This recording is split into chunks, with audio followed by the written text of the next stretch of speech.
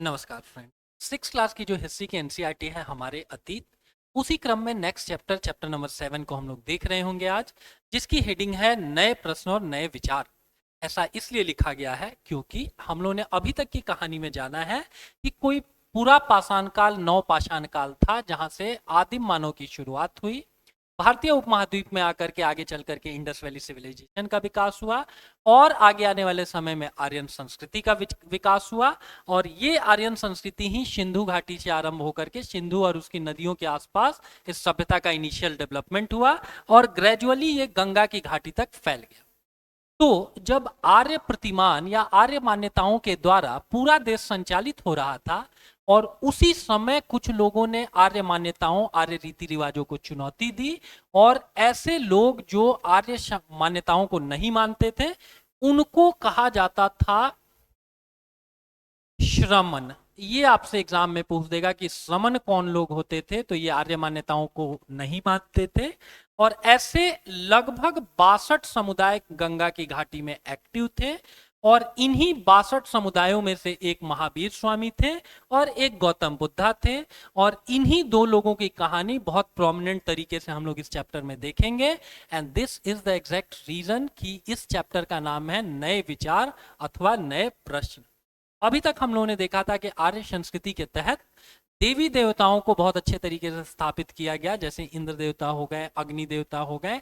लेकिन ये और ऐसा व्यक्तियों से ऐसी आशा व्यक्त की गई कि अगर इन देवताओं के प्रति आप निष्ठावान रहेंगे, अच्छे तरीके से वैदिक यज्ञों का, अनुष्ठानों का संचालन करेंगे, तो देवता आपके ऊपर प्रसन्न रहेंगे, और तब वो आपको इटरनल पीस दे रहे होंगे, वो आपके लिए सुख समृद्धि के लिए वो चिंतित होंगे। वहीं दूसरी तरफ ये दो लोग थे जिन्होंने बताया कि व्यक्ति की जो मुक्ति है ना, व्यक्ति का जो सुख चैन है, वो उसके व्यक्तिगत प्रयासों में छुपा हुआ है। हो सकता है कि आप किसी देवी देवता के सामने नतमस्तक ना हो रहे हो, लेकिन अगर अगर आप अपने कर्मों को अच्छे तरीके से संचालित कर रहे हैं, फिर भी आपको मुक्ति मिल सकती है, या आपका इनलाइटमेंट हो सकता है। तो सबसे पहली चीज इस चैप्टर में आपको क्या देखने को मिलेगी, तो गौतम बुद्ध के बारे में यहां पर लिख रखा है कि बौद्ध धर्म के संस्थापक कौन थे, तो सिद्धार्थ थे, जिनको गौतम के नाम से भी जाना जाता है। दैट मीन्स जो गौतम बुद्ध हैं उनका इनिशियल नाम क्या था, तो सिद्धार्थ गौतम था। इनका जन्म कब हुआ है, तो लगभग 2500 वर्ष पूर्व हुआ है। एग्जैक्टली एग्जाम में पूछते हैं, तो 563 बीसी में इनका जन्म हुआ है, और 483 बीसी में इनकी मृत्यु हुई है। ठीक है, ये गौतम बुद्धा की कहानी है। ठीक उसी तरीके से अगर महावीर स्वामी को देखा जाए, तो 540 बीसी में उनका जन्म होता है, और 468 बीसी में उनकी मृत्यु हो जाती है। ठीक है, इनका जन्म कहां पर हुआ है, तो लुम्बिनी में हुआ है, जो नेपाल की तराई में अवस्थित है। इनकी मृत्यु कहां पर हुई है, तो कुशीनगर में हुई है। वहीं दूसरे ओर महावीर स्वामी को देखा जाए तो 540 बीसी में कुंडग्राम वैशाली में इनका जन्म होता है, और इनकी मृत्यु कहां पर हुई है, तो पावापुरी में हुई है। और पावापुरी वर्तमान में किस जगह पर है, तो ये राजगीर में है। ठीक है, तो इतनी बातें सुनकर के आप लोग नोट डाउन करेंगे, और फिर और एनसीईआरटी में क्या लिख रखा है ये चीजें हम लोग देख रहे होंगे। ठीक है, गौतम बुद्ध क्या थे, तो क्षत्रिय थे, और शाक्य नामक एक छोटे से गण से संबंधित थे। गण की कहानी लास्ट चैप्टर में हम लोगों ने देखी हुई है, जहां से एक टर्म बना है गणराज्य। भारत एक कैसी राजनीतिक व्यवस्था है, तो गणराज्य है। और शाक्य नामक एक छोटे से गण से संबंधित होने के कारण ही इनको शाक्य मुनि भी कहा जाता था। ठीक है, एग्जाम में अगर पूछता है कि शाक्य मुनि किनको कहते हैं, तो भगवान बुद्ध को ही कहते हैं। उसके अगले में देखिए क्या लिख रखा है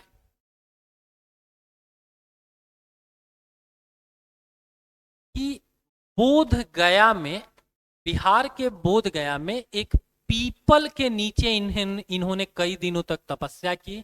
एग्जाम में पूछते हैं कि इनको एनलाइटमेंट कहाँ मिला, कहाँ पर इनको वास्तविक ज्ञान की प्राप्ति हुई, तो बोध गया में हुई। किस पेड़ के नीचे हुई तो पीपल के पेड़ के नीचे हुई और यहीं पर इनको ज्ञान प्राप्त हुआ। और इसके बाद उनका नाम क्या हो गया? बुद्ध हो गया। बुद्ध मतलब होता है द इनलाइटेड वन, ठीक है, एक ऐसा व्यक्ति जो प्रज्ञावान हो रखा है, जिसके बुद्धि विवेक का विकास हो रखा है, ठीक है। और इसी के बाद आगे जाकर के इन्होंने अपने ज्ञान को प्रसारित किया है भारतीय उपमहाद्वीप में, और आगे जाकर के ये क्या हो गए हैं? Light of Asia. एग्जाम में कभी कभी पूछ देते हैं लाइट ऑफ एशिया किनको कहते हैं, तो भगवान बुद्ध और Gautam Buddha is considered as the light of Asia, ठीक है। और इस तपस्या के बाद इनको क्या समझ में आया कि मध्यम मार्ग किसी भी समस्या के लिए सबसे अनुकूल समाधान हो सकता है। तो एग्जाम में पूछे मध्यम मार्ग किन्होंने सुझाया है, तो ये भी गौतम बुद्ध की ही कहानी है। अभी तक के आर्य मान्यताओं के अनुसार माना जाता है कि इन्होंने बड़ी कड़ी तपस्या की, और इतनी कड़ी तपस्या की कि इनकी मृत्यु वगैरह तक होने वाली थी भूख के कारण, ठीक है। ठीक उसी समय वहां से नर्तकियों का एक ग्रुप जा रहा था, गाना गाते बजाते हुए, और इन नर्तकियों के द्वारा जिस वीणा का को बजाया जा रहा था उसके संगीत से ये बहुत ज्यादा आकर्षित हुए। मरते हुए आदमी को खाना नहीं मिल रहा है, कम से कम अच्छा म्यूजिक भी मिल जा रहा है, तो उसकी मृत्यु क्या हो सकती है? कम कष्टकर हो सकती है। और भूखे प्यासे गौतम बुद्ध को इन नर्तकियों का जो बजाना था वीणा, ये बहुत भा गया, ठीक है। ये पास बुला करके उनको पूछा इन्होंने कि भैया इतना अच्छा म्यूजिक कैसे निकल रहा है तुम्हारे वीणा से? तो इन नर्तकियों ने बताया कि जो वीणा के स्ट्रिंग्स होते हैं ना, जो तारे होती हैं ना, तो इनको इतना ढीला छोड़ो कि म्यूजिक ही ना निकले। अगर वीणा के तार आप बहुत शिथिल कर देंगे तो कोई म्यूजिक नहीं निकलेगा, और वहीं दूसरे तरफ अगर आप उनको बहुत ज्यादा टाइट कर देंगे तो बहुत जल्दी वो स्ट्रिंग्स टूट जाएंगे, ठीक है। Same thing is applicable to any musical instrument such as veena और गिटार, ठीक है। तो यहां से गौतम बुद्धा को समझ में आया कि जीवन का जो वास्तविक आनंद है वो मध्यम मार्ग में है।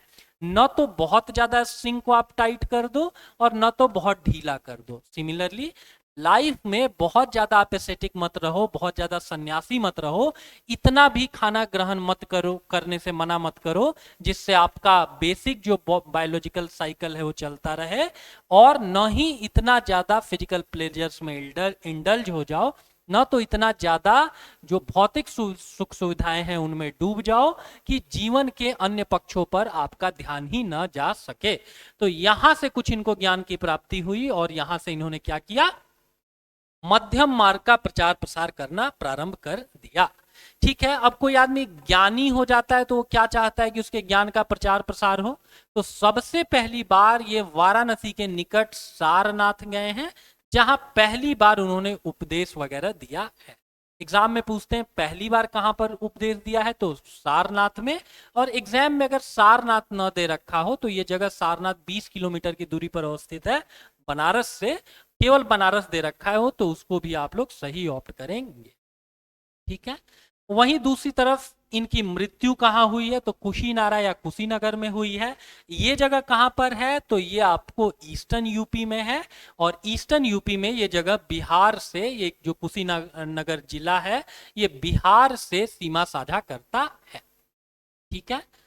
और इसके बाद इन्होंने क्या किया कि यही उपदेश देते देते इन्होंने अपनी दिनचर्या बना दी कि अपना शेष जीवन कैसे व्यतीत किया, कि पैदल ही एक स्थान से दूसरे स्थान की ओर यात्रा करते थे और लोगों को शिक्षा देते थे, ठीक है।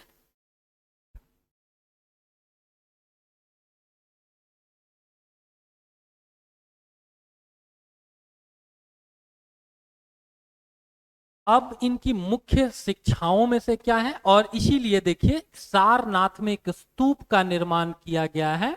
सिग्निफिकेंस क्या है, तो यहीं पर बुद्ध ने अपना सर्वप्रथम उपदेश दिया था, और इसी घटना की स्मृति में यहाँ स्तूप का निर्माण किया गया है, ठीक है। जो बुद्धिस्ट लोग होते हैं उनके जो प्रार्थना घर हैं उनको चैत्य कहा जाता है। जो बुद्धिस्ट मॉन्क्स होते हैं, सन्यासी होते हैं, भिक्षुक होते हैं, उनके रहने की जगह को विहार कहा जाता है। इसी से आगे जा करके हमारे राज्य बिहार का नाम बिहार हुआ है, क्योंकि जब यहाँ पर सबसे पहली बार तुर्क लोगों का आक्रमण हुआ तो उनको यत्र तत्र सर्वत्र क्या दिखता था कि बहुत सारे बुद्धिस्ट मोनेस्ट्रीज हैं, और उन मोनेस्ट्रीज का प्रोनाउंसिएशन क्या होता था, बिहार होता था, और इसी से आगे जा करके मिलता जुलता शब्द एक बिहार कॉइन कर दिया गया। तो चैत्य क्या था, इनका प्रार्थना घर था, विहार में ये लोग रहते थे। वहीं स्तूप ऐसी जगहें होती हैं, ऐसी इमारतें होती हैं जहां खुद भगवान बुद्ध या बौद्ध धर्म से संबंधित विद्वानों के अस्थि कलश को रखा जाता है। तो आपको इन तीनों टर्म्स में हो सकता है एग्जाम में डिफरेंस पूछ दे। चैत्य मतलब प्रार्थना घर, जैसे हमारे हिंदुओं के मंदिर होते हैं ठीक वैसे ही इनके मंदिरों को चैत्य कहेंगे। इनके रहने की जगहों को जैसे हम में आश्रम कहते हैं, इनमें विहार कहते हैं। और जो भी आपको समाधि स्थल होते हैं, जो एक सामान्य सा शब्द हिंदुओं में समाधि स्थल है, इसके लिए बुद्धिस्टों में टर्म होता है आपको कौन सा, तो स्तूप। ठीक है।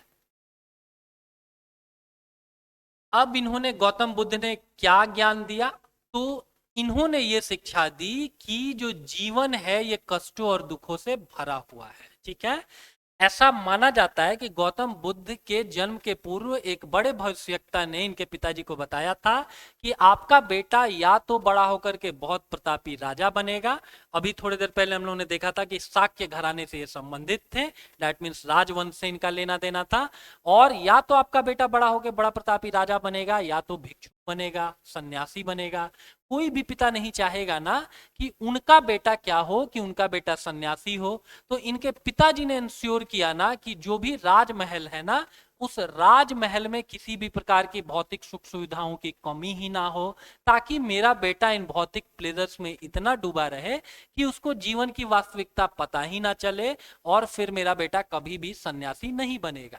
सन्यासी लोग यूजुअली आप देखेंगे कि वही लोग होते हैं जिनका सांसारिक मोह माया से आपको कुछ लेना देना नहीं रह गया होता है। तो इनके पिताजी ने इंश्योर किया कि भैया मेरे बेटे को भौतिक सुख सुविधाओं में इतना उलझा दो कि ये क्या हो कि कभी भी लाइफ में आपको सन्यास की तरफ मुड़े ही नहीं। एक रात को, और इनके बाहर निकलने पर भी पाबंदी थी, राजमहल से इनको बाहर नहीं निकलने दिया जाता है। हाँ, तो ऐसा माना जाता है कि एक रात को चुपके से ये महल से बाहर निकले, और महल के बाहर जाकर के इनको क्या देखने को मिला कि एक बुजुर्ग व्यक्ति, एक बीमार व्यक्ति, एक मृतक मृतक और एक सन्यासी। अब इन चारों कॉन्सेप्ट से इनका लाइफ में कभी पाला ही नहीं पड़ा था। सबसे पहली बार इन्होंने एक बुजुर्ग को देखा, लोगों से क्वेश्चन किया कि वो कौन सा है जो बड़ा सख्त सा लग रहा है। लोगों ने हंसकर उसको बताया कि कैसे आदमी हो, वो बुजुर्ग हैं, उम्र हो जाने के बाद क्या होता है, शारीरिक क्षमताएं घट जाती है।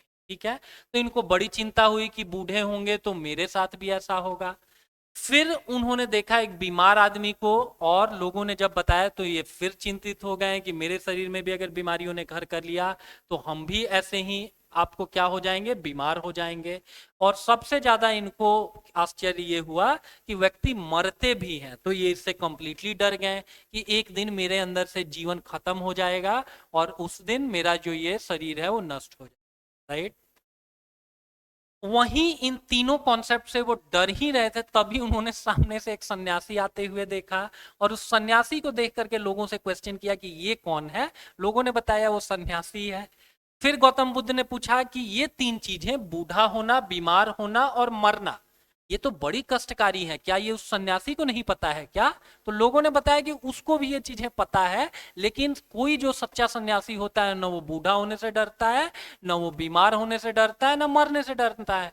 तो गौतम बुद्धा को समझ में आया कि भैया सन्यासी हो जाना सबसे बेहतर है, अगर इन तीनों डरों को कॉन्कर करना है, इन तीनों अपने डरों से जीतना है तो इन्हीं सारी घटनाओं के आधार पर उन्होंने क्या कंक्लूड किया कि जीवन कष्ट और दुखों से भरा हुआ है। बूढ़ा हो जाना या बीमार हो जाना या मर जाना क्या है, ये सारी कष्टकारी प्रक्रियाएं हैं।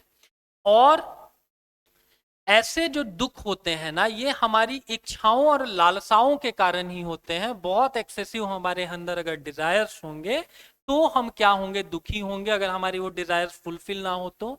और दैट्स द एग्जैक्ट रीजन कि अगर आप अपने डिजायर्स को कंट्रोल कर लेंगे तो आप अपेक्षाकृत एक बेहतर जीवन जी सकते हैं। और इसी डिजायर्स को, इसी लिप्सा को गौतम बुद्ध ने क्या कहा? तृष्णा कहा। और तृष्णा या लालसा से मुक्ति का ही मार्ग उन्होंने आत्म संयम के द्वारा बताया या मध्यम मार्ग के द्वारा बताया। ठीक है, तो ये कुछ कहानी गौतम बुद्धा के आपको बुद्ध बनने की है, या ऐसा कह लें कि सिद्धार्थ के बुद्ध बनने की ये एक छोटी सी कहानी थी।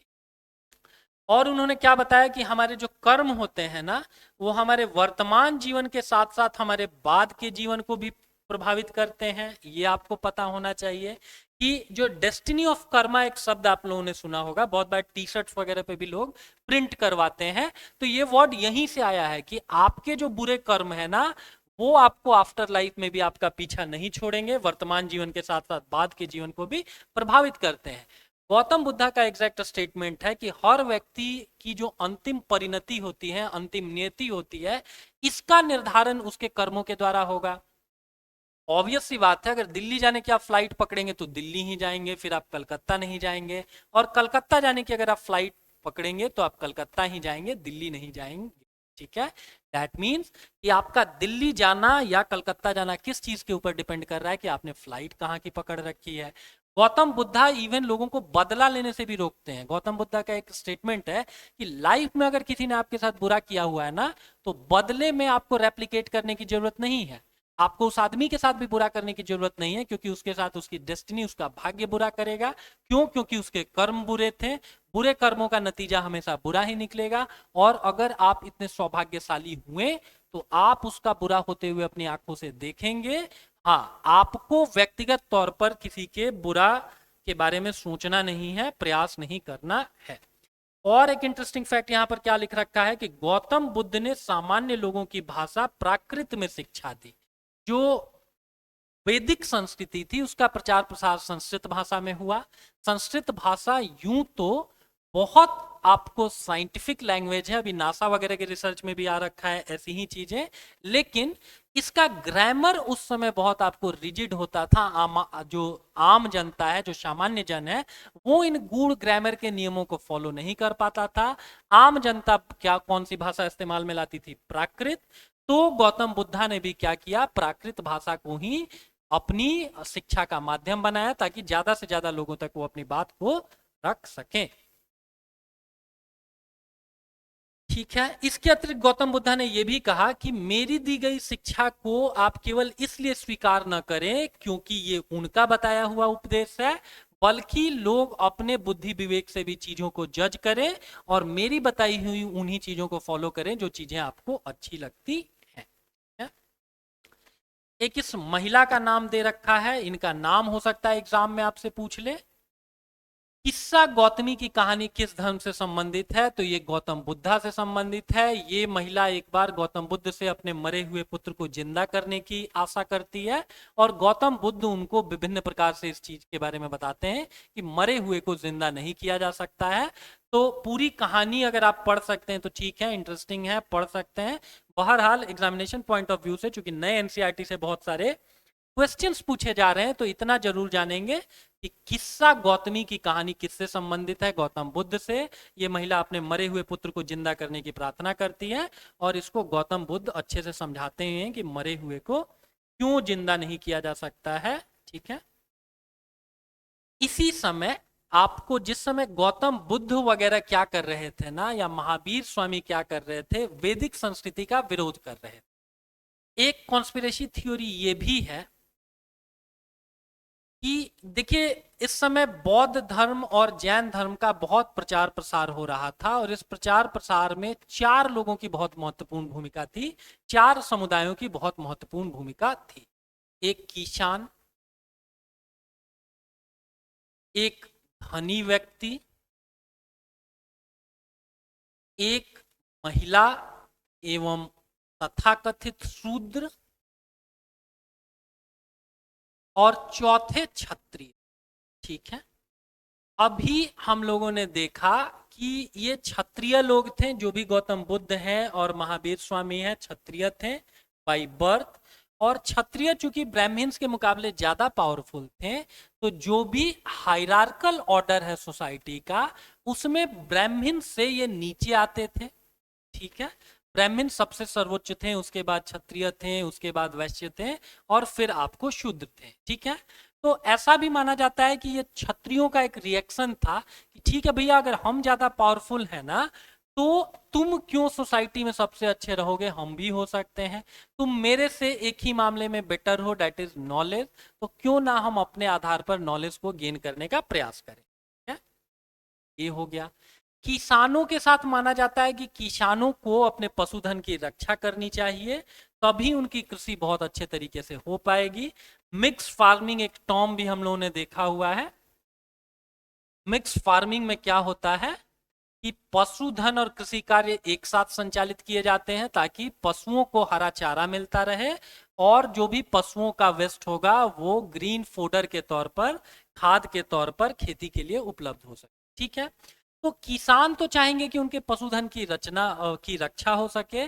बहरहाल जो बाद के वैदिक ग्रंथ थे, उनमें बहुत ज्यादा जोर दिया जाने लगा वैदिक अनुष्ठानों पर, और इन अनुष्ठानों में पशु बलि भी बताया गया था। तो बड़ी संख्या में इसके कारण पशु मारे जाने लगे, और तब जाकर के किसानों ने एक अन्यत्र मार्ग ढूंढने का प्रयास किया, और ये अन्यत्र मार्ग आपको बुद्धिज्म और जैनिज्म था। धनी लोगों के साथ क्या समस्या थी कि बाद के ब्राह्मण ग्रंथों ने सूद लेने को निंदनीय बताया। ठीक है, तो अगर सूद लेना निंदनीय है और धनी आदमी का काम ही उससे चल रहा है, तो वो भी किसी नए धर्म की तलाश करेगा, ये एक रीजन हो सकता है। राइट, अभी भी आप देखेंगे ना, तो भारत में जो जैनी समुदाय के लोग हैं, ये बहुत रिलेटिवली बहुत रिचर हैं। इंडिया के जितने बड़े बड़े आप धनी लोगों को देखेंगे, उनमें एक अच्छा खासे अनुपात में आपको जैनी लोग मिल जाएंगे। इसके अतिरिक्त धनी लोग इस बात से भी बहुत ज्यादा निराश थे कि बहुत सारे युद्ध वगैरह होते हैं, तो युद्ध के कारण क्या होता है कि दो जगहों के बीच में या दो व्यक्तियों के मध्य व्यापार जो है बाधित होता है, और अगर ऐसा युद्ध वगैरह ना हो तो हमारा व्यापार भी बहुत अच्छे तरीके से एग्जीक्यूट हो पाएगा। तो हम किसी ऐसे धर्म को हमको पकड़ना चाहिए जो अहिंसा की बातें करता है, जिस जगह पर आपको हिंसा वगैरह कम हो रही हो। ठीक है, और महिला एवं जो शूद्रों की कहानी है, वो अपने सोशल स्टेटस को ये करने के लिए, जो उनकी सामाजिक परिस्थिति थी उसमें सुधार के लिए भी बड़ी मात्रा में ये लोग आपको इन धर्मों के तरफ मुड़े हैं। ठीक है, और हालांकि इनमें से बहुत सारी बातें जो हम आपको बताएं, ये ओल्ड एनसीईआरटी वगैरह में दिया हुआ है, तो यहाँ पर ओल्ड एनसीईआरटी से भी कुछ फैक्ट्स हम आपको बताएं। ठीक है, तो बहुत ज्यादा अगर आप हिंदू धर्म से लोगों को खींच करके ले जाएंगे, तो हम भी क्या करेंगे कि काउंटर करने के लिए अपने धर्म में कुछ चेंजेस लाएंगे। ठीक है, बोलते हैं कि अच्छी चीज कहीं से भी सीख सकते हैं। सबसे पहले सभ्यता संस्कृति का निर्माण अंतोगत्वा हिंदुओं ने ही किया, सनातन संस्कृति के लोगों ने ही किया। सबसे पहले संकलित पुस्तक या कैसे सोसाइटी में आपको अच्छे से रहना चाहिए, ये सारे नॉर्म्स वगैरह सनातन संस्कृति के लोगों ने, आर्यंस ने ही सिखाए। तो उपनिषदों के द्वारा सनातन संस्कृति ने भी अपने में सुधार करने का प्रयास किया। देखिए क्या लिख रखा है कि जिस समय गौतम बुद्ध उपदेश दे रहे थे, उस समय दूसरे अन्य चिंतक भी कठिन प्रश्नों का उत्तर ढूंढने का प्रयास कर रहे थे। ठीक है, और सनातन संस्कृति के अंतर्गत जिन लोगों ने इन प्रश्नों का उत्तर ढूंढा, उन उत्तरों को जहां संकलित किया, उनको हम क्या बोलते हैं, उपनिषद। कल की क्लास में हम लोगों ने देखा हुआ था कि इनको किस साहित्य के तहत लिस्ट करते हैं, तो उत्तर वैदिक साहित्य के तहत। और इनको हम लोग क्या बोलते हैं, वेदांग भी बोलते हैं। वेदांग मतलब, सॉरी पार्डन मी, वेदांत भी बोलते हैं। वेद प्लस अंत, और वेदांत इसलिए बोलते हैं क्योंकि जो भी ऑथेंटिक वैदिक साहित्य है, उसका अंत हो गया है उपनिषदों के साथ ही। ठीक है, तो इन उपनिषदों के द्वारा आपको बताया गया कि कुछ तो ऐसा है जो कि स्थायी रहता है और मृत्यु के बाद भी बचा रहता है, और इस चीज को उन्होंने आत्मा कहा। और इन विचारों का संकलन जिस पुस्तक में किया गया, उनको उपनिषद कहते हैं। उपनिषद कैसे ग्रंथ हैं, तो उत्तर वैदिक ग्रंथ हैं। हम लोगों ने बात किया ही हुआ है कि वैदिक ग्रंथों में केवल हम लोग किसको कंसीडर करते हैं, तो ऋग्वेद को करते हैं। इसके अतिरिक्त उपनिषद का शाब्दिक अर्थ हो सकता है, एग्जाम में आपसे पूछ ले, दैट इज गुरु के समीप बैठना। ठीक है, उप मतलब क्या होता है, सबऑर्डिनेट जैसा होता है, किसी के पास बैठना। तो किसके पास बैठना, तो गुरु के पास बैठना, दिस इज तैत्तिरीय उपनिषद।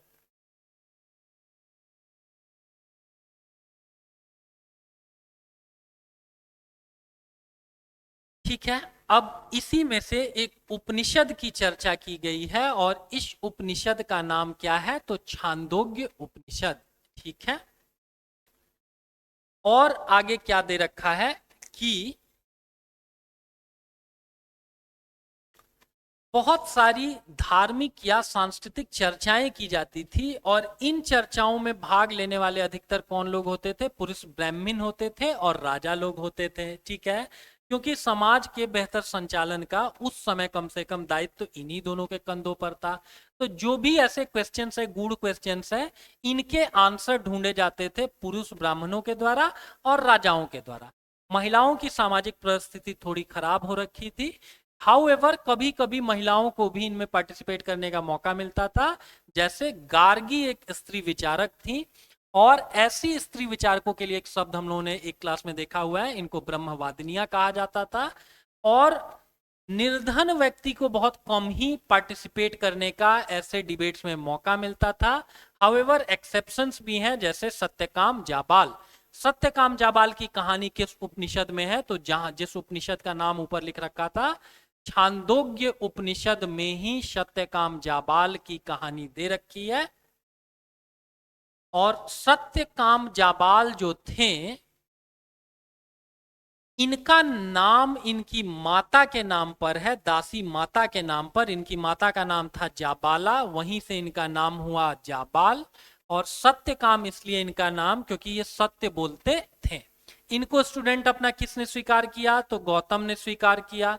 तो दैट मीन्स आप ऐसा भी नहीं बोल सकते हैं कि उस समय में सबके साथ डिस्क्रिमिनेशन होता होगा, इसका कोई एक्सेप्शन नहीं होगा। एक्सेप्शन आपके सामने दिख रहा है कि एक निर्धन व्यक्ति है सत्यकाम जाबाल, जिसको कि गौतम ऋषि ने अपने शिष्य के रूप में स्वीकार किया।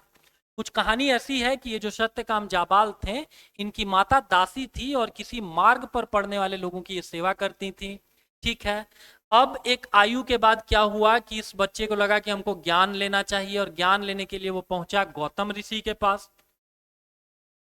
गौतम ऋषि के पास पहुंचने के बाद गौतम ऋषि ने इस बच्चे से पूछा कि तुम्हारा गोत्र क्या है, तुम्हारे पिताजी का क्या नाम है। और ये क्वेश्चन लेकर के सत्यकाम जाबाल अपनी माता के पास गए। माता ने बताया कि मुझे भी नहीं पता एग्जैक्टली कि तुम्हारे पिताजी, इनके पिताजी की मृत्यु हो रखी थी, तुम्हारे पिताजी का गोत्र क्या था, और तमाम सवालों के वो जवाब नहीं दे पाई। और यही बातें गौतम ऋषि ने क्या किया कि गौतम ऋषि को आकर के सत्यकाम जाबाल ने बताया कि गुरुजी पढ़ना तो हमको है, हमको अपने कुल खानदान का बहुत नहीं पता है, अब आप देख लीजिए आगे क्या करना है। और इसी बच्चे की सत्य निष्ठा से प्रभावित होकर के एक तो इनका नाम रखा गया सत्यकाम, कि ये लड़का झूठ भी बोल सकता था, कुछ भी बोल सकता था, लेकिन इसने बोला नहीं। और माता के नाम पर ये जाबाला शब्द आ रखा है। गौतम ऋषि ने बोला कि ठीक है, आज से तुम्हारे पिताजी का नाम नहीं पता है, तो तुम एक ब्राह्मण पुत्र हुए और तुम मेरे आश्रम में क्या कर सकते हो, शिक्षा वगैरह ले सकते हो। इनके जिम्मे 400 गायें दे दी गई और गुरुजी ने सिखाया कि 400 गायें जब 1000 गायों में परिवर्तित हो जाए ना, तब तुम मानना कि तुम्हारी शिक्षा पूरी हुई है। ठीक है, इसका सिंबॉलिक मतलब ये था कि इतना मेहनत करो कि पशुधन तुम्हारा दुगने से भी ज्यादा बढ़ जाए। तो इतना ही मेहनत तुमको पशुधन के भरण पोषण में भी करना है और इतना ही मेहनत तुमको विद्या के आपको अर्जन में भी करना है। एग्जामिनेशन पॉइंट ऑफ व्यू से सत्यकाम जाबाल आपको कहां पर है, छांदोग्य उपनिषद में। इनके गुरु का नाम क्या है, तो गौतम है। और उपनिषदों के कई विचार आगे जाकर के इनका विकास हुआ है आपको शंकराचार्य के समय में। और शंकराचार्य ने ही वैदिक संस्कृति के प्रचार प्रसार के लिए आर्यावर्त या भारत के 4 कोनों पर 4 धामों की स्थापना की। ठीक है, ठीक वैसे ही पनिनी का नाम लिख रखा है कि पनिनी में ने क्या किया, संस्कृत के एक व्याकरण की रचना की। और इस व्याकरण का नाम क्या है, तो अष्टाध्यायी है, एग्जाम में बार बार पूछता है। ठीक वैसे ही जैन धर्म की शुरुआत भी लगभग 2500 वर्ष पूर्व हुई है। ठीक है, 24 इसमें तीर्थंकर थे, तीर्थंकर या महात्मा बोल सकते हैं या इनके स्पिरिचुअल लीडर्स बोल सकते हैं। तीर्थंकर का शाब्दिक अर्थ होता है ऐसा व्यक्ति जो जीवन रूपी नदी को आपको पार लगाए। पहले आपको ऋषभ देव जी थे और 24वें और आखिरी कौन थे, तो खुद वर्धमान महावीर स्वामी थे। इनके पिताजी का नाम क्या था? तो सिद्धार्थ था। और इनकी जो माता जी थी त्रिशला, वो आपको कौन थी? तो चेटक की बहन थी। और चेटक कौन थे? तो लिच्छवी के नरेश थे। ठीक है, ये सारे फैक्ट्स आपसे एग्जाम में पूछे जाते हैं। और इसीलिए लिख रखा है कि लिच्छवी कुल के एक क्षत्रिय थे, इसको आपको जानना चाहिए। और इन्होंने कितने वर्षों तक कड़ी तपस्या की? तो 12 वर्षों तक कड़ी तपस्या की। हर किस आयु में छोड़ा? तो 30 वर्ष की आयु में छोड़ा। और तब जाकर के 30 + 12 42 वर्ष की आयु में इनको संपूर्ण ज्ञान की प्राप्ति हुई। क्या इनका धर्म थोड़ा ज्यादा, इनकी शिक्षाएं थोड़ा ज्यादा एक्सट्रीम थी। और इसीलिए इन्होंने क्या बताया है कि सत्य जानने की इच्छा रखने वाले प्रत्येक स्त्री और पुरुष को अपना घर छोड़ देना चाहिए, अहिंसा के नियमों का कड़ाई से पालन करना चाहिए। अभी भी आपको पता है कि जैनियों के बारे में बोला ही जाता है कि हिंसा करने के पहले वो अपनी जान दे देंगे, राइट। अभी भी देखेंगे ना कि बहुत से जैन मुनि जो है ना मास्क वगैरह लेकर के घूमते हैं। इसके पीछे उनका लॉजिक ये है कि गलती से कोई कीड़ा मेरे अंदर ना चला जाए, श्वास के द्वारा या मुंह के द्वारा कुछ बोलते समय ना चला जाए, ताकि उसकी हत्या ना हो। अब देखेंगे बहुत सारे जो जैन मुनि लोग हैं ना, वो नीचे देख देख करके चलते हैं। हर कदम रखने के पूर्व नीचे देख लेते हैं कि कोई चींटी या कोई अन्य कीड़ा मेरे पाँव के नीचे तो दबा नहीं जा रहा है। ठीक है, तो अहिंसा के ऊपर जैन मुनियों का विशिष्ट तौर से ध्यान रहता है। ठीक है, इन्होंने भी अपनी शिक्षाएं किस में दी? तो प्राकृत में ही दी। इसको मार्क करेंगे, शिक्षा प्राकृत में दी। और उस समय मगध क्षेत्र में जो प्राकृत बोली जाती थी, चूंकि इन सबका संबंध ये मगध के आसपास के क्षेत्रों से ही इनकी कहानी थी, तो उस समय मगध में जो बोली जाने वाली प्राकृत थी उसको हम क्या बोलते थे? मागधी बोलते थे। मगध में चलने वाली, दैट मीन्स मागधी। ठीक है, जो भी महावीर स्वामी के अनुयायी होते थे उनको भोजन के लिए भिक्षा मांगकर सादा जीवन बिताना होता था। उनको चोरी नहीं करनी होती थी, जिसको औचौर्य बोलते हैं। आपको किसी के पर धन का लोभ नहीं होना चाहिए। ब्रह्मचर्य का पालन करना होता था। और पुरुषों को क्या करना होता था कि वस्त्रों सहित सब कुछ त्याग देना होता था। ठीक है, आगे जाकर के क्या होता है कि चंद्रगुप्त मौर्य जो है ना, आपको इसी जैन धर्म के फॉलोअर होते हैं। और उन्हीं के शासन काल में T22 BC के समय या इसके कुछ समय पूर्व क्या होता है, मगध में भीषण अकाल पड़ता है। और इस अकाल के बाद क्या होता है कि बहुत सारे लोग ग्रेजुअली मूव कर जाते हैं दक्षिण भारत के तरफ, और कुछ लोग जमे रहते हैं आपको मगध क्षेत्र में ही। जब एक बार अकाल खत्म हो जाता है तो ये दक्षिण भारतीय लोग वापस आते हैं। और दोनों पक्षों के बीच इस चीज को लेकर के विवाद होता है कि एक्चुअली में जैन धर्म को किसने बड़े अच्छे तरीके से फॉलो किया। इन लोगों ने बोला कि भैया मुसीबत के समय तो तुम दक्षिण भारत चले गए।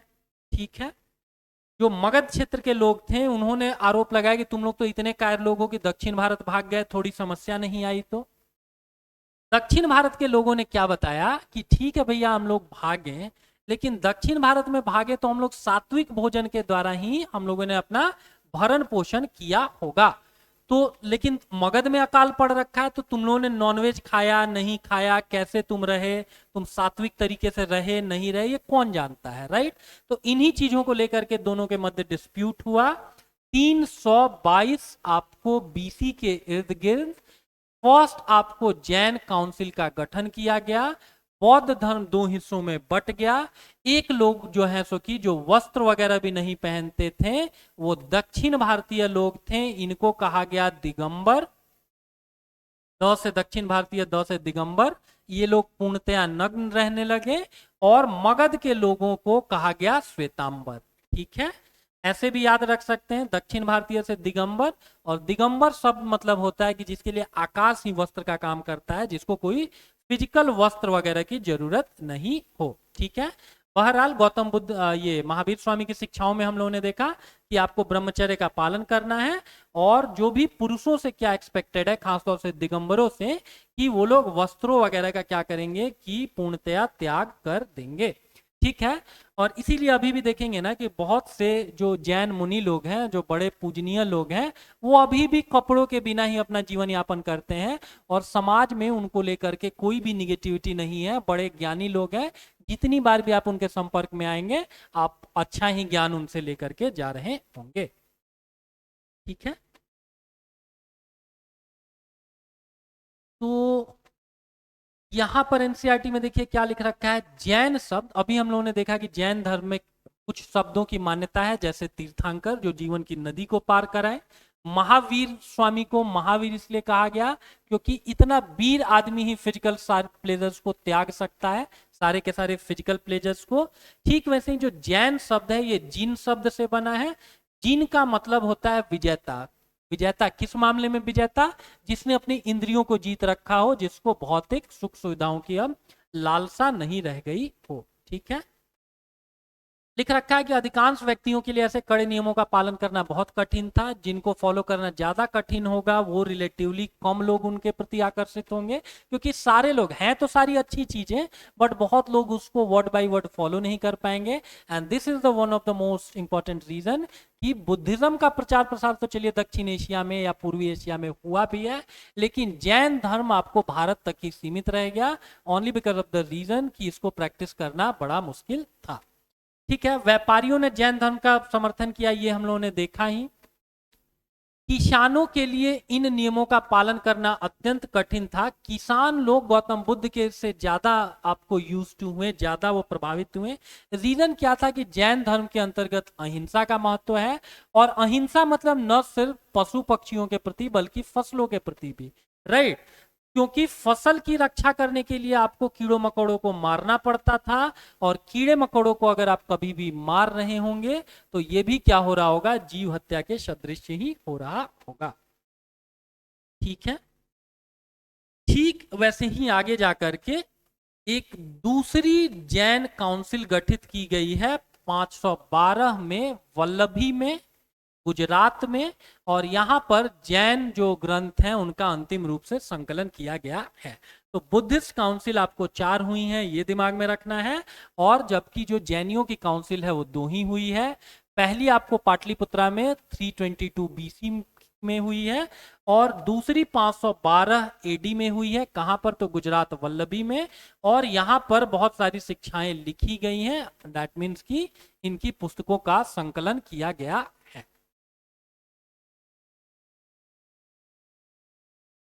अगले में देखिए क्या लिख रखा है, महावीर तथा बुद्ध दोनों का ही मानना था कि घर का त्याग करने पर ही सच्चे ज्ञान की प्राप्ति हो सकती है।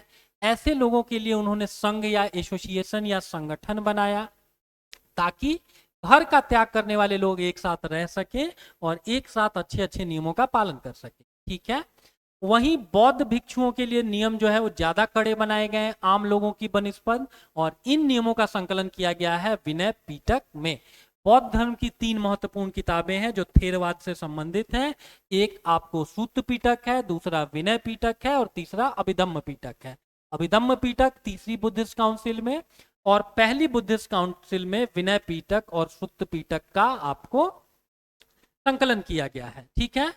पहली वाली में विनय पीटक और सुत्त पीटक, और विनय पीटक में क्या बताया गया कि बौद्ध भिक्षुक आपको रहेंगे तो वो किन नियमों का पालन कर रहे होंगे और ये कहाँ रहेंगे। अभी थोड़ी देर पहले हम लोगों ने देखा कि बौद्ध भिक्षुओं के रहने की जगह को क्या बोलते थे, विहार बोलते थे। इसमें पुरुषों और स्त्रियों के रहने की अलग अलग व्यवस्था थी ताकि कोई व्यभिचार न हो सके, वन थिंग। सभी व्यक्ति संघ में प्रवेश ले सकते थे, हालांकि संघ में प्रवेश करने के लिए बच्चों को अपने माता पिता से, दासों को अपने स्वामी से, राजा के यहाँ काम करने वालों को राजा से, तथा कर्जदारों को अपने देनदारों से अनुमति लेनी होती थी। और ठीक इसी तरीके से स्त्रियों को अपने पति से अनुमति लेनी होती थी।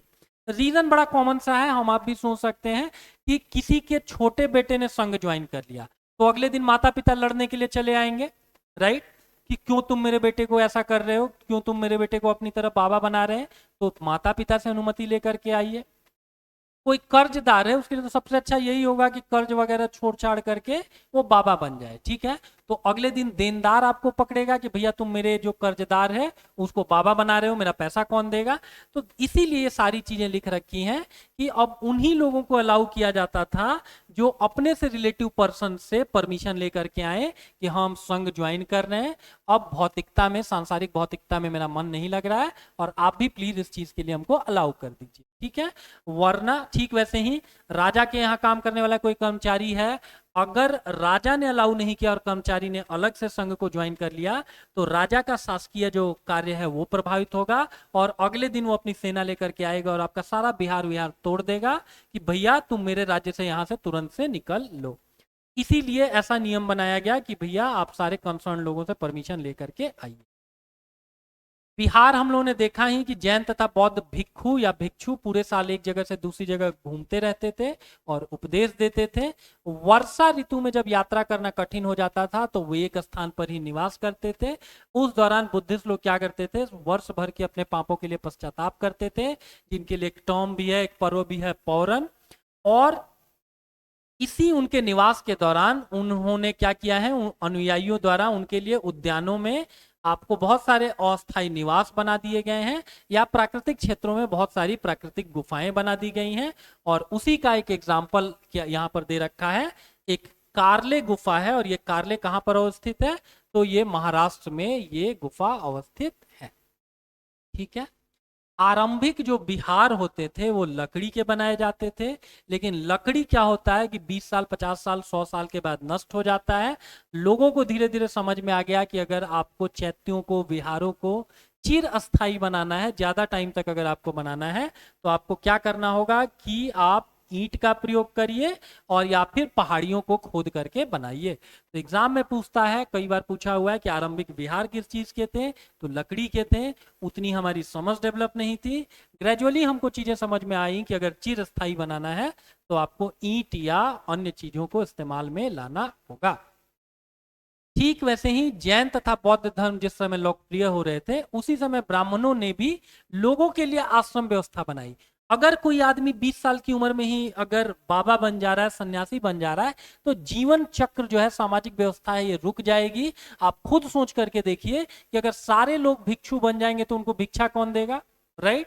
तो इसीलिए सामाजिक व्यवस्था चलती रहे, इसके लिए वैदिक संस्कृति में क्या आया, ब्राह्मणों ने आश्रम व्यवस्था बना ली कि ठीक है, तुमको बाबा बनने का अगर शौक है ना तो इनिशियली आप क्या करो, नॉलेज गेन कर लो। नॉलेज गेन करके उससे आप अर्थ कमाओ, पैसा कमाओ, अपने परिवार का भरण पोषण करो और लाइफ के अगले तीसरे और चौथे स्टेज में, वानप्रस्थ और सन्यास में, अगर तुमको जंगल में ही जाके बाबा बनना है तो तीसरे और चौथे स्टेज में चले जाना, but please don't do this in first 2 initial stages, ठीक है।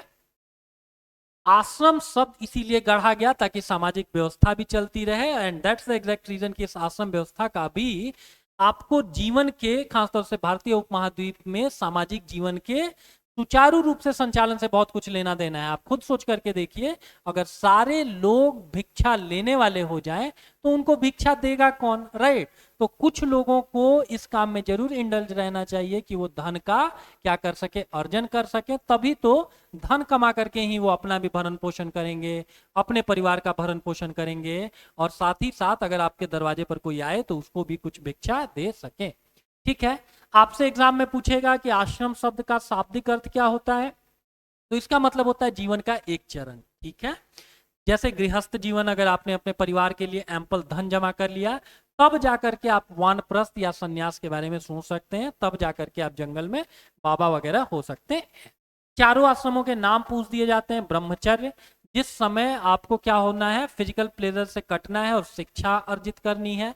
इसी अर्जित की गई शिक्षा के द्वारा आप क्या करेंगे, गृहस्थ आश्रम में प्रवेश करेंगे, आप शादी वगैरह करके बच्चे पैदा करेंगे ताकि मानव सभ्यता जो है सो कि ऐसे ही चलती रहे, आपको रिप्लेस करने के लिए नए ह्यूमन बींग्स का जन्म हो। साथ ही साथ इस पूरे प्रोसेस के दौरान आप इतना पैसा कमाएंगे कि अपने परिवार का आप भरण पोषण कर सकें। और इन दोनों स्टेजेस के बाद क्या होना चाहिए कि वानप्रस्थ और सन्यास जो है सो कि इसमें आपकी सांसारिक मोहमाया वानप्रस्थ में अब आपको जंगल जाने की तैयारी कर लेनी चाहिए। और चौथे सन्यास में जो भी फिजिकल प्लेजर्स हैं इनसे कंप्लीटली आपको अपना नाता रिश्ता तोड़ करके ईश्वर के बारे में ही सोचना है। ठीक है, तो दैट्स द एग्जैक्ट रीजन कि आखिरी दो जो है सो कि फिजिकल प्लेजर से अलग हटाते हैं। ब्रह्मचर्य में बोला जाता है आप शिक्षा प्राप्त करिए और गृहस्थ में आपके जो भी सांसारिक दायित्व हैं उनकी पूर्ति करिए। फॉर एग्जाम्पल श्रीमद् भगवत गीता देखिए, श्रीमद् भगवत गीता हमको इस चीज की शिक्षा देती है कि जन्म के समय हमको जैसा जीवन मिला, हमको जैसी दुनिया मिली, मरने के पहले हमको इस दुनिया को और बेहतर बना करके जाना है, इसको और सुदृढ़ करके जाना है। और ये दोनों काम हम कहां से कर सकते हैं? अच्छी शिक्षा प्राप्त करके कर सकते हैं और फिर गृहस्थ जीवन में उस अच्छी शिक्षा को अप्लाई करके कर सकते हैं। और वानप्रस्थ और संन्यास आश्रम में आपका कंसर्न ये होना चाहिए कि कैसे ईश्वर की भक्ति करें और इसी समाज से जिन चीजों को हम लोगों ने सीख रखा है इन्हीं सारी चीजों को कैसे हम समाज को वापस लौटाएं। ठीक है, तो ये कुछ चीजें इस चैप्टर में दी गई हैं। एक लास्ट इसमें छोटा सा टॉपिक दे रखा है कि एटलस में आपको ईरान को ढूंढना है। वहां के एक ईरानी पैगंबर थे, कौन? तो जरथुस्ट। उन्होंने अपनी जो बातें कहाँ बताई हैं, तो एक बुक है जिंद अवेस्ता, और जिंद अवेस्ता और ऋग्वेद में बहुत सारी चीजें कॉमन मिलती हैं, इसको जानेंगे। देखिए लिख भी रखा है इसमें वर्णित रीति रिवाज वेदों की भाषा और रीति रिवाजों, वेदों की भाषा और रीति रिवाज से काफी मिलते जुलते हैं। दैट मीन कि वहीं मिडिल एशिया से आर्य लोग आए हैं। इसी रास्ते में देखेंगे तो फारस या ईरान भी पड़ेगा। तो एक ही जगह से अगर कुछ जन समुदाय दो दिशाओं में निकले हैं तो उनके जो भी इनिशियल थॉट प्रोसेस होगा उसमें काफी सिमिलरिटीज दिखेगा। जरथुस्टवादी ईरान से आकर के सबसे पहले कहाँ बसे हैं? ईरान से आप आएंगे तो सबसे पहले समुद्र के रास्ते बंगाल तक तो पहुंचेंगे नहीं। आप कहाँ सबसे पहले पहुंचेंगे? गुजरात पहुंचेंगे। गुजरात के कोस्टल एरियाज के बाद आप उसी से अगला लगा हुआ महाराष्ट्र पहुंचेंगे। और ये लोग आज के पारसियों के पूर्वज हैं। और ये भी जानेंगे कि पारसी विशिष्ट रूप से किसकी पूजा करते हैं? तो अग्नि की पूजा करते हैं। तो यही सारी चीजें इस चैप्टर में दी हुई हैं। इसके बाद ये चैप्टर खत्म हो जाता है।